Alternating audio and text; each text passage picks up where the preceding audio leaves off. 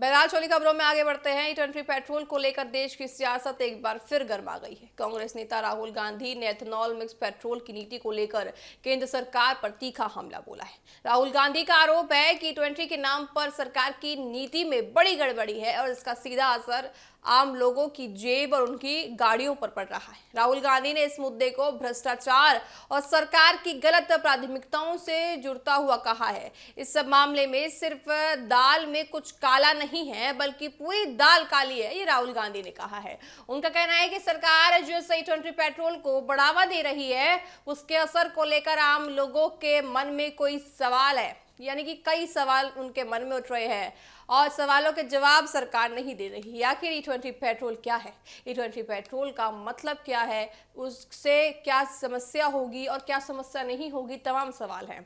सरकार लंबे समय से पेट्रोल में इथेनॉल की मात्रा बढ़ाने की नीति पर काम कर रही है।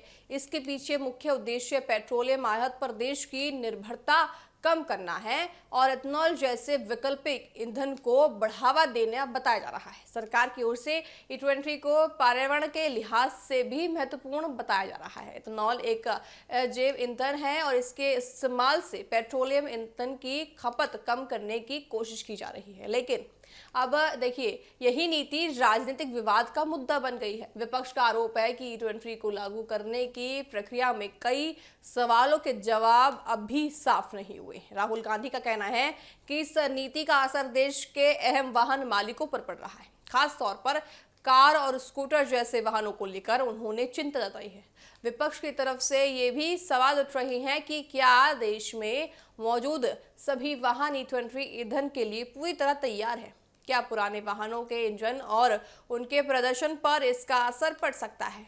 और अगर किसी वाहन को नुकसान होता है तो उसका आर्थिक बोझ आखिर कौन उठाएगा?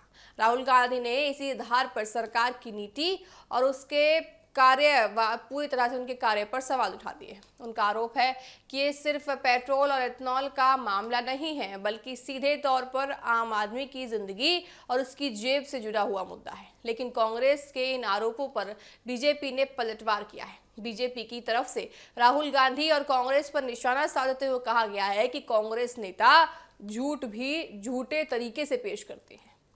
बीजेपी ने राहुल गांधी के आरोपों को खारिज करते हुए उन्हें राजनीतिक बयानबाजी बताया है। बीजेपी का कहना है कि केंद्र सरकार की E20 नीति के पीछे देश की ऊर्जा जरूरतों को पूरा करने, पेट्रोलियम आयात को कम करने और वैकल्पिक ईंधन को बढ़ावा देने की रणनीति है। बीजेपी विपक्ष पर आरोप लगा रही है कि वह सरकार की हर नीति को राजनीतिक चश्मे से देखता है, यानी E20 पेट्रोल का मुद्दा अब तकनीकी और आर्थिक बहस से निकलकर पूरी तरह राजनीतिक मुद्दा बन चुका है। एक तरफ राहुल गांधी सरकार की नीति पर भ्रष्टाचार, गलत प्राथमिकताओं और आम आदमी पर आर्थिक असर का आरोप लगा रही है, तो दूसरी तरफ बीजेपी इन आरोपों को खारिज करते हुए कांग्रेस पर झूठ फैलाने और राजनीति करने का आरोप लगा रही है। इस पूरे विवाद में सबसे महत्वपूर्ण सवाल आम वाहन मालिकों से जुड़ा हुआ है। क्या E20 पेट्रोल से वास्तव में पुराने वाहनों के प्रदर्शन, माइलेज या इंजन पर कोई महत्वपूर्ण असर पड़ेगा?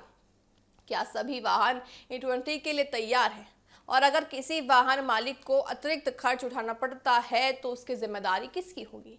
इसके साथ ही सवाल भी ये अहम है कि भारत को पेट्रोलियम आयात पर निर्भरता कम करने के लिए एथेनॉल जैसे वैकल्पिक ईंधन की ओर कितना तेजी से बढ़ाना चाहिए और इस बदलाव के दौरान पुराने वाहन मालिकों के हितों की सुरक्षा कैसे की जानी चाहिए। आइए आपको सुनाते हैं राहुल गांधी का वो बयान जहां वो साफ तौर से दाल में कुछ काला है कह रहे हैं। ये E20 का जो मामला है ये बहुत बड़ा इशू है। नॉर्मली हम कहते हैं कि दाल में कुछ काला है, मगर ये दाल ही काली है। Brothers and sisters, this is a matter of sequencing. In any campaign we have to decide the sequence of affairs. Our problem right now is that there is so much corruption that there's a huge line in what we have to sequence. Don't worry, this issue, we're going to take it up in a massive way because this is destroying people's cars, destroying people's scooters, destroying people's lives, and literally is stealing directly from them. फिलहाल E20 petrol पर सरकार और विपक्ष आमने सामने है। राहुल गांधी ने इसे बड़ा राजनीतिक और जनहित का मुद्दा बताया है, जबकि बीजेपी ने उनके आरोपों को खारिज करते हुए कांग्रेस पर पलटवार किया है। अब देखना होगा कि आने वाले दिनों में E20 को लेकर ये सियासी बहस कितनी आगे बढ़ती है और क्या सरकार की ओर से वाहन मालिकों की चिंताओं को लेकर कोई स्पष्ट सामने यानी कि जानकारी आती है या नहीं। फिलहाल इतना तय है कि E20 पेट्रोल सिर्फ ईंधन का मुद्दा नहीं रहा, बल्कि ये अब राजनीति, अर्थव्यवस्था, पर्यावरण और आम आदमी की जेब से जुड़ा हुआ मुद्दा बनता हुआ देश में नजर आ रहा है।